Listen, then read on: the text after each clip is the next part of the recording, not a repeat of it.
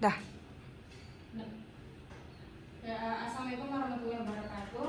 Waalaikumsalam warahmatullahi wabarakatuh. Selamat pagi adik-adik. Hari ini kita akan melanjutkan kuliah UPFK.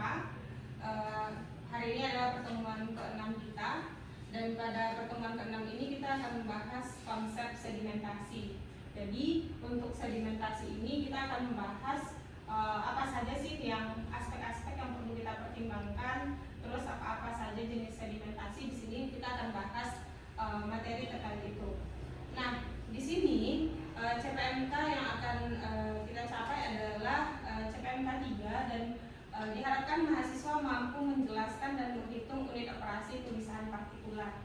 Jadi untuk sedimentasi ini nanti merupakan salah satu di CPMK 3 yang pemisahan partikulat. Jadi adik-adik, kemarin kan kita sudah belajar juga terkait dengan mixing, itu juga bagian dari CPMK 3. Nah, sebelum kita masuk ke konsep sedimentasi, saya mau review terlebih dahulu terkait materi yang minggu lalu telah kita bahas terkait dengan mixing. Nah, ada yang masih ingat nggak mixing yang kita bahas ya? Apa sih mixing sebenarnya? Ada yang masih ingat? Ada yang mau raise hand? Ya, Risman? Jadi mixing itu sendiri itu adalah unit di mana pencampuran dua jenis bahan untuk mendapatkan satu kalor tertentu. Misalnya kayak kita mau campurin satu koloid gitu. Terus untuk dalam unit operasinya itu bisa bantu menggunakan tenaga listrik atau menggunakan alat yang sudah dimodifikasi sehingga pencampurannya itu bisa lebih maksimal antara dua jenis bahan tersebut mencapai tingkat kelarutan yang diinginkan. Oke, jadi pengadukan ya, pengadukan kita mencampurkan. Nah, ada yang mau menambahkan terkait dengan hubungannya dengan teknik lingkungan? Kemarin kita juga bahas terkait dengan jenis-jenis pengadukan. Ada yang masih ingat terkait dengan jenis-jenis pengadukan apa saja? Bar? Mungkin kalau salah digunakan. Saya ingat saya itu kayak koagulasi flokkulasi. Kalau koagulasi itu kan pengadukan cepat, jadi nanti ada koagulan yang ditambahkan seperti PAC atau tawas gitu. Kalau flokkulasi pengadukan lambat. Sekian. Oke, jadi kita ada dua tipe pengadukan, yaitu pengadukan cepat ada di koagulasi, lalu ada pengadukan lambat flokkulasi. Jadi nanti kita sebelum kita masuk ke sedimentasi kan kita endapkan ya, kita endapkan partikelnya. Sebelum itu kita menambahkan seperti yang bersampaikan, kita menambahkan koagulan. Jadi biasanya PAC atau alum seperti itu. Jadi kita tambahkan dan kita aduk cepat di koagulasi itu untuk menghomogenkannya. Lalu kita aduk lambat di flokkulasi untuk dia terbentuk flok-flok yang lebih besar dan diendapkan nantinya di sedimentasi. Nah, kita lanjut ke materi hari ini, itu terkait dengan konsep sedimentasi. Nah, kemarin saya kasih ada di bahan bacaan terkait dengan sedimentasi. Nah, tadi juga saya sudah ada membahas beberapa sedimentasi. Nah, saya mau bertanya dulu, apa sih sedimentasi itu?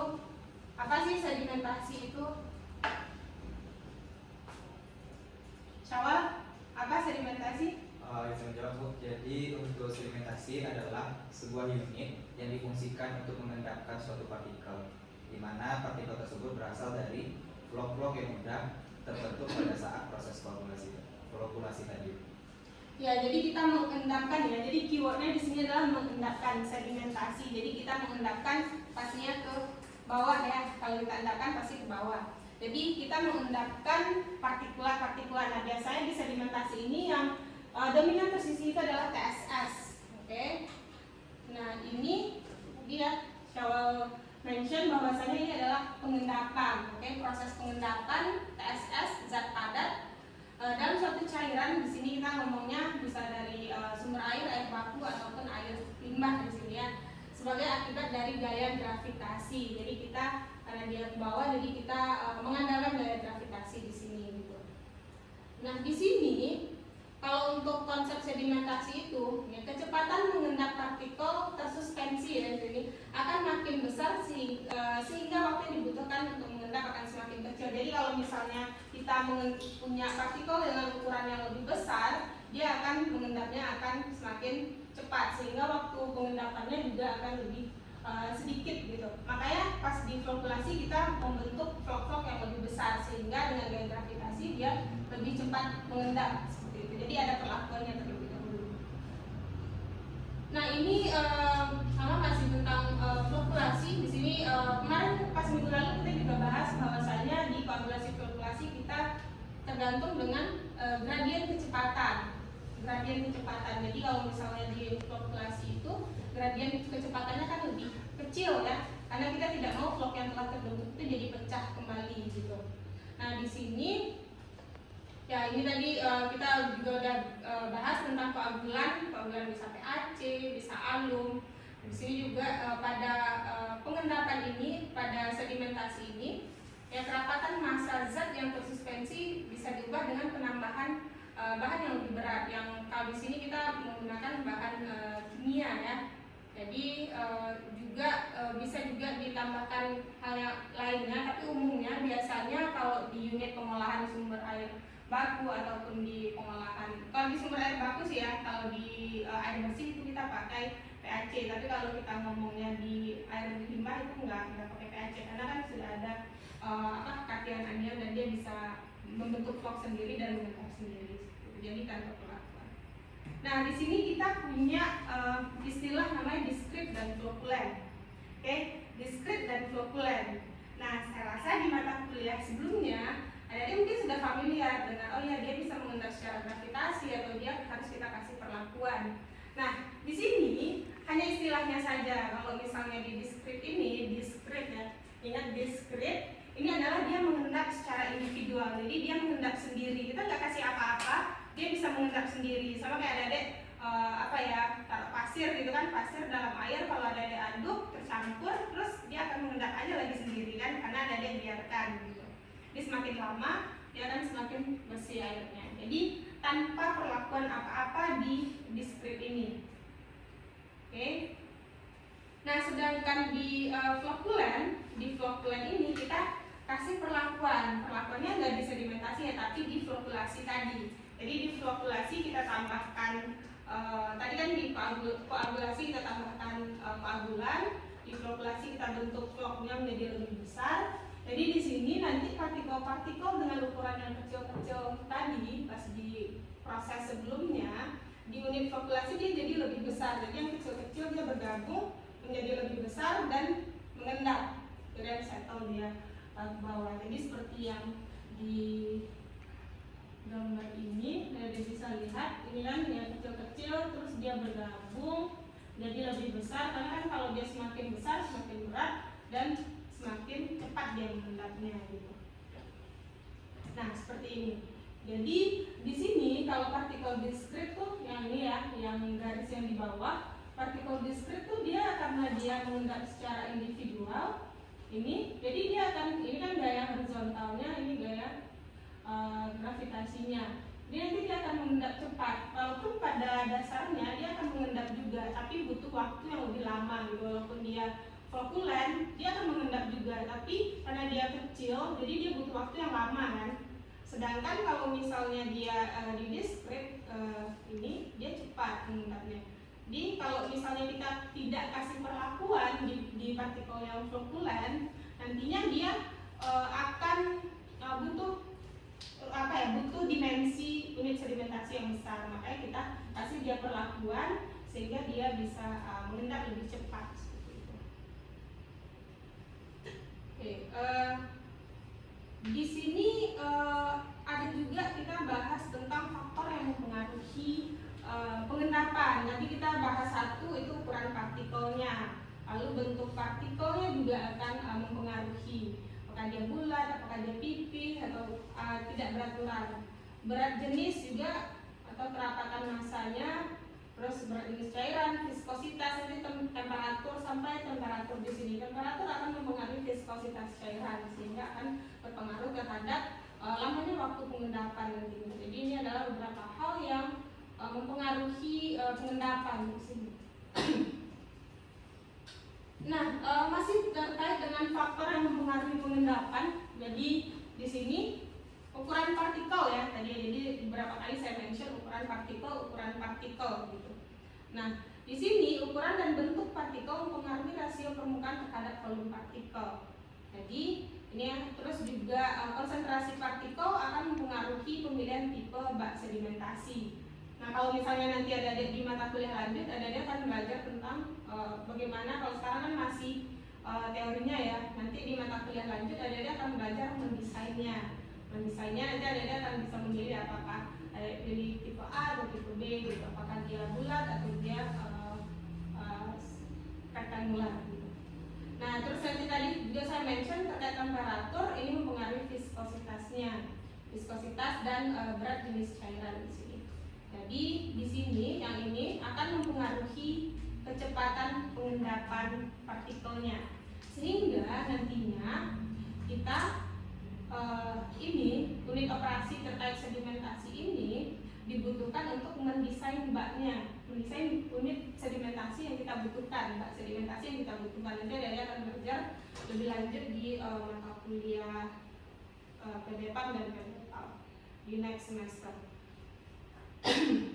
Nah, kita masuk ke jenis-jenis sedimentasi. Saya juga sudah share buku sama adik-adik. Ini sumbernya dari Coba Negos 2014 Edi. Di sini ada sedimentasi itu ada 4 jenis. Kalau yang sudah baca ada 4 jenis. Apa saja? Ada yang sudah baca sedimentasi? Kayaknya bisa ada 2 di sini. 2 lagi. Kasih sedimentasi. Siapa? Sedimentasi, tipe sedimentasi. Desman? Hindran settling sama compression settling. Yang 2 lagi ya. Jadi yang 1 ada bisa baca di sini ada sedimentasi 1, sedimentasi 2, sedimentasi 3 yang tadi ya, yang tertahan atau hindran, terus ada yang sedimentasi 4 itu yang terkompresi gitu. Jadi di sini ada sedimentasi 1 yang tadi tuh yang discrete, oke, yang discrete. Nah, jadi tadi udah dijelaskan discrete itu yang dia tersisi secara individual. Oke, di sini nih removal of grit and sand particle from wastewater. Dia bisa dari wastewater, bisa juga dari air baku. Karena ini wastewater treatment, makanya spesifik ke wastewater. Jadi sedimentasi 1 kita menyisikan discrete. Lalu di sedimentasi 2 kita menyisikan flocculant ini ya, flocculant settling. Nah, nanti bisa mengingat di flocculant perbedaannya adalah di air minum ada akan menambahkan PaC. Jadi saya juga udah mention sedikit menambahkan PaC atau menambahkan koagulan untuk perlakuan bentuk floknya ya. Di sini flocculant. Jadi ada unit koagulasi flokkulasi kalau nanti ada bahas di air minum. Tapi kalau misalnya di air buangan, di air limbah, ini si sedimentasi 2 ini ada nggak kasih PaC karena dia sudah punya katian anionnya yang bisa dia menyatu secara sendiri membentuk flok yang lebih besar. Gitu. Jadi emang tidak ada penambahan koagulan di air buangan. Lalu ada sedimentasi 3. Ini adalah yang tertahan dan sedimentasi 4 terkompresi. Jadi kalau misalnya ada ingat di sedimentasi 3, 4 ini sebenarnya dalam satu hal yang sama ya. Soalnya dia terjadi hanya pada perbedaan fase saja. Kalau misalnya di sedimentasi 3 itu ada di sini. Lalu sedimentasi 4 ada di sini. Jadi dia terkompresi di sini. Ini dia masih membentuk fase-fase gitu. Jadi ada beberapa fase. Dan ini zona 4-nya itu adalah yang terkompresi. Jadi nanti ini pengaplikasiannya itu ada di air limbah, di pengolahan. Ini pengolahan air limbah. Jadi Adek bakal melakukan kebutuhan biomasa, terus Adek lakukan pengembalian lumpur nantinya di unit activity sludge. Ada akan belajar lebih lanjut nantinya di mata kuliah lanjut.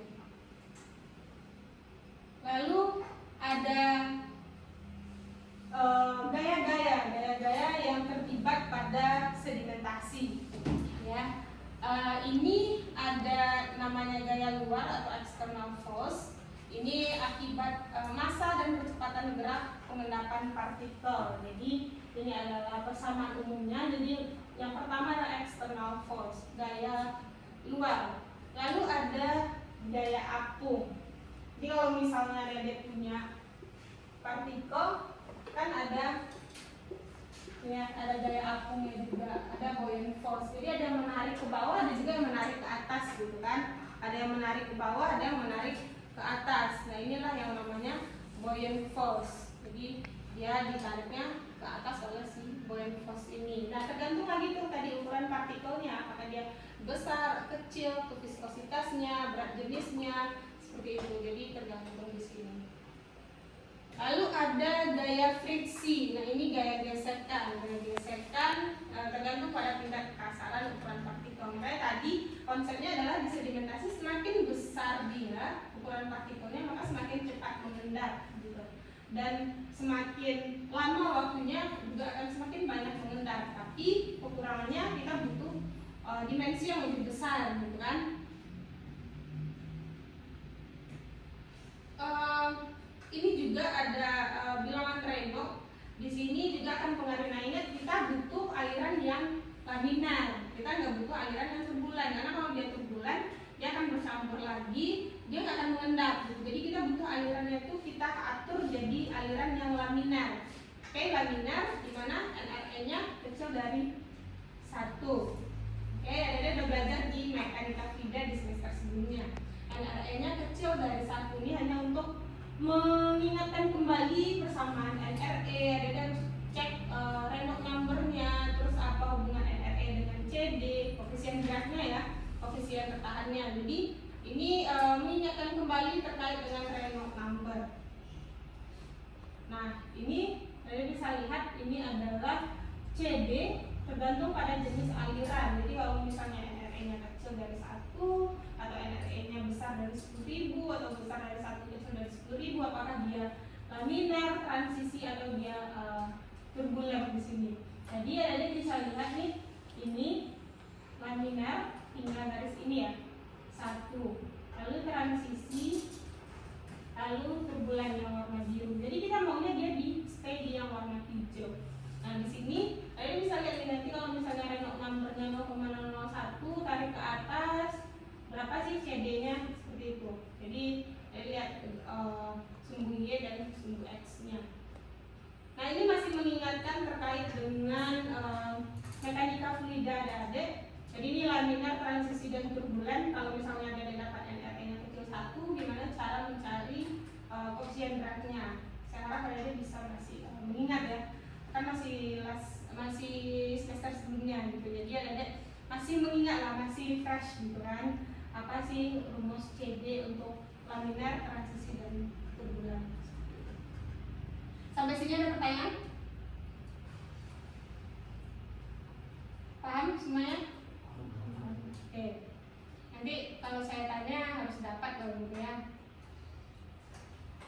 Nah, ini yang laminar tadi nih yang kita inginkan di laminar. Jadi ada harus cross check tuh alirannya, apakah dia laminar atau enggak sih? Gitu. Kalau misalnya dia tidak laminar, ada harus bikin dia laminar.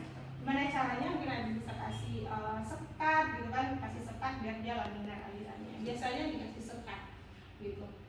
Jadi di sini biasanya kan karena dia partikel itu kan bisa berbagai macam, bisa dia bulat, bisa pipih, tidak beraturan gitu kan. Biasanya itu diasumsikan dia menjadi bulat, karena kalau misalnya pipih atau tidak beraturan tuh agak kompleks kita mencarinya. Jadi ini adalah persamaan yang kita gunakan untuk kecepatan. Dan ya kan kita butuh kecepatan, jadi kan kita harus mengatur kecepatan pengendapannya. Jadi ini adalah persamaan yang kita butuhkan. Ada bisa pakai persamaan ini atau persamaan ini, sama saja. Nah, ini pakai specific gravity, ini pakai raw particle dan raw air. Ini sama saja, bisa yang ini atau yang ini yang ada dipakai. Lalu kalau misalnya dia transisi, transisi ini ya. Tadi ada bisa pakai tabel yang ini transisi gimana cara mencari CD-nya, dan kalau terbulan juga bisa dilihat di tabel 1 gimana cara mencari CD-nya, dan kecepatan pengendapannya bisa pakai yang ini atau yang ini karena specific gravity adalah rho partikel per rho air, jadi dia sama saja. Lalu di sini ada diameter partikelnya. Di diameter partikel, Anda bisa lihat di sini bagaimana pengaruh besarnya ukuran partikel itu terhadap pengendapannya.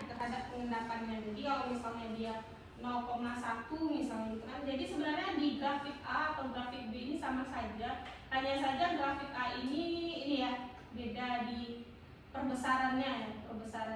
Misalnya kita ngomong partikel di yang grafik A ya, partikelnya diameternya 0,1, specific gravity-nya 2,65. Berarti ada berhenti di garis A ya. Garis A ada tarik garis dari sini. Dari sini misalnya 0,1, tarik sampai ke garis A dan tarik ke kiri. Nah, dia akan dapat nanti settling velocity-nya, VS-nya berapa gitu. Ukuran yang dicari di sini sama saja karena dia hanya perbesaran. Jadi A, B, ini ada A, B, C, D itu adalah specific gravity A, B, C, D. Oke, specific gravity. Jadi begitu cara baca tabelnya. Terus tadi saya mention adanya partikel yang bulat atau tidak bulat, gitu kan, ada tidak beraturan, yang pipih. Nah ini adalah untuk persamaan kalau misalnya dia tidak bulat. Gitu, jadi bisa cari dengan persamaan ini.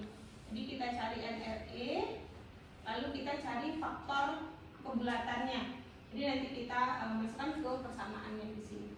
Setelah kita cari faktor kebulatannya, terus kita hitungin satu-satu. Makanya kebanyakan itu diasumsikan dia bulat karena kalau ini kan kita harus cek satu-satu, hitung satu-satu seperti itu. Lalu ada ini alternatif lain untuk yang tidak bulat ya, bisa pakai ini mengalihkan sin CD dengan faktor bentuknya, faktor kebulatannya. Jadi Anda bisa pakai persamaan ini juga, tapi tetap harus cari CD-nya terlebih dahulu. Untuk dapat CD, Anda harus cari NRE, bilangan Reynolds-nya. Oke, sampai sini ada pertanyaan? Pertanyaan terkait dengan sedimentasi? Semua paham? Nanti next kita bakal belajar tentang perhitungan ini karena masih teori, ada masih ya bisa dibaca ya, bisa dibaca. Jadi untuk penutup kuliah kita hari ini, apa kesimpulannya konsep sedimentasi ini? Apa kesimpulan dari materi yang telah saya sampaikan sebelumnya? Ada yang bisa menyimpulkan mungkin beberapa poin yang kita bahas mulai dari jenis sedimentasi, prinsip-prinsipnya. Budaya sih sebenarnya di sedimentasi ini ketika ada sudah tahu jenis tipe-tipenya apa, terus apa alirannya, terus habis itu spesifiknya apa yang harus saya kurangi, apa yang harus saya perhatikan, itu saya rasa sudah cukup. Jadi ada yang bisa menyampaikan inti dari konsep sedimentasi ini apa saja? Ya silakan. Untuk sedimentasi itu yang dapat saya sampaikan adalah pengendapan zat padat dengan bantuan gaya gravitasi. Terus ada tipenya dari sedimentasi 1, 2, 3, dan 4. Terus ada gaya-gaya yang bantu untuk sedimentasi, itu ada gaya luar, gaya apung, sama gaya fraksi. Terus untuk sedimentasi ini harus alirannya itu harus laminer, soalnya untuk mengendapkannya itu kalau alirannya turbulen dia bakal naik lagi flux-nya Bu. Terus untuk aliran laminer itu untuk NRE nya itu kecil dari sini. Oke. Ada tambahan? Ada yang kurang? Ada tambahan? Ya, Rizwan? Oh, iya, mungkin yang tambahan yang bisa saya sampaikan sedimentasi itu sendiri itu kan lanjutan dari unit sebelumnya itu kalkulasi dan fluktuasi, di mana kalkulasi dan fluktuasi menghasilkan untuk gumpalan vlog-vlog yang akan didapatkan di unit sedimentasi Bu. Nah untuk perancangan bagaimana bentuk bak sedimentasi itu sendiri, kita harus memperhatikan bagaimana konsentrasi dari airnya itu sendiri Bu. Jadi untuk konsentrasi tertentu nanti akan dipertimbangkan pada mata kuliah lanjutannya itu gimana bentuk desain baknya Bu. Terus untuk perhitungannya itu kita bisa melihat dari bagaimana bentuk vlognya sendiri Bu. Kalau misalnya bentuk bulat tidak beraturan, itu tuh ada perhitungan tersendiri dengan bagaimana teori itu sendiri Bu. Mungkin yang bisa disampaikan.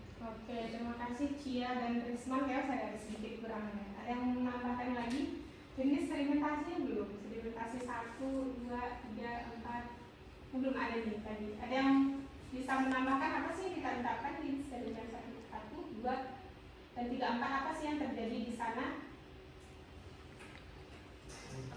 Ya, sedikit lagi Risman. Kalau di sedimentasi 1 itu sendiri itu kita menggunakan partikel diskrit Bu. Kalau misalnya sedimentasi 2 itu kita menggunakan partikel flokulen, yang sudah digumpalkan vlognya di unit kalkulasi dan fluktuasi Bu. Terus kalau misalnya di sedimentasi 3 dan 4 itu umumnya kita gunain untuk pengolahan air limbah Bu. Itu bisa kita lihat di unit di bak clarifier Bu. Kalau untuk sedimentasi 3 nya Bu. Mungkin yang bisa Oke, juga bisa lihatnya di setelah untuk 3, 4 ya, sedikit menambahkan 3, 4 itu kita bisa lihat nantinya di final clarifier itu sama dengan sebak sedimentasi tapi setelah pengolahan biologi gitu. Jadi nanti ada yang tertahan dan yang terkompresi. Oke, saya rasa sudah disampaikan semuanya oleh teman-teman adik-adik juga bisa baca referensi terkait. Saya ngambilnya dari buku Coba Nobles ini Wastewater Engineering Treatment yang saya sudah share juga sama adik-adik via Island ya. Terus juga ada Infill Garage di sini untuk unit operasi dan sanitary engineering. Jadi adik-adik bisa baca dan adik-adik bisa coba untuk belajar untuk next meeting sedimentasi 1, 2, dan 3, 4 gitu. Nah sebelum kita tutup perkuliahannya, saya mau adik-adik untuk ya coba review sedikit, mungkin ada yang tidak memperhatikan atau semua memperhatikan tadi di kelas.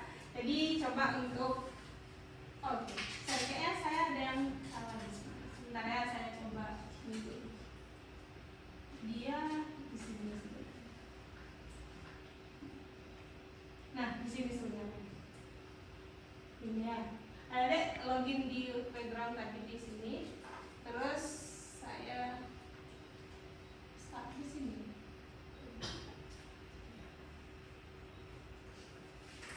Ini masukkan passwordnya.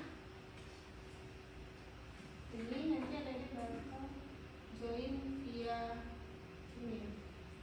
Masukkan passwordnya dan saya start. Bisa login.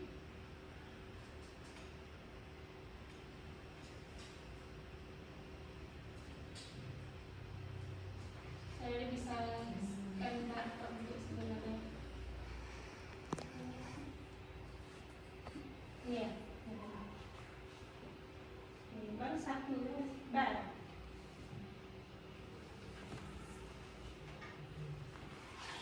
3, 6 12 ya.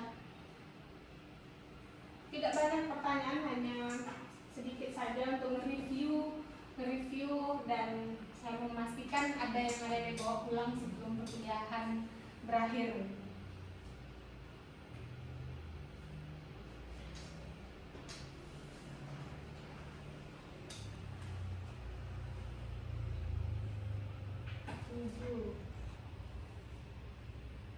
Lima lagi, 8, 9, 3 lagi.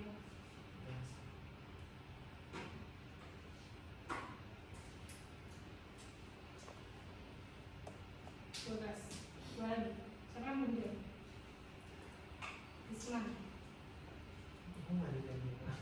Satu lagi Risma. Oke, kita start. Ini bisa cek itu ada 5 soal, tidak banyak. Oke, ambil ini ya rankingnya.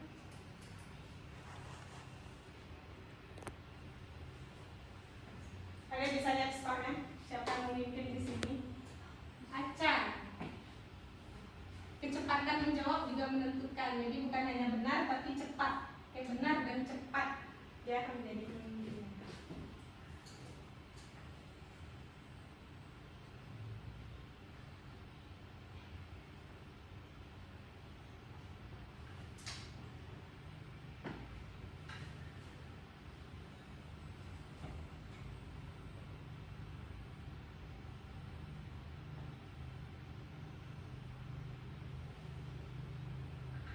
Ber mengejar.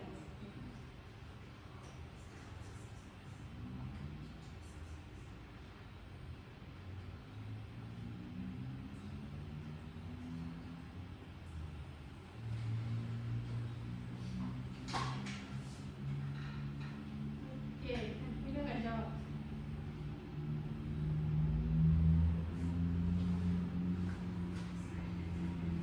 Ada 6 orang yang jawab dengan benar.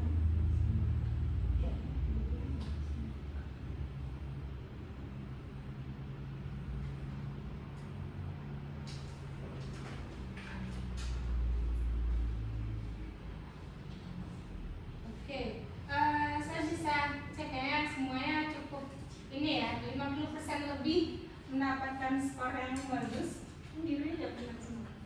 50% lebih menjawab dengan bagus. Jadi saya harap ada yang bisa dibawa pulang hari ini. Dan kalau misalnya ada belum dapat skor yang memuaskan, ada bisa baca lagi materi nanti saya share via iLearn dan juga ada bisa baca buku. Tapi sayangnya hari ini saya lupa bawaannya. Nanti next meeting kita kasih hadiah ya untuk yang dapat skor tertinggi.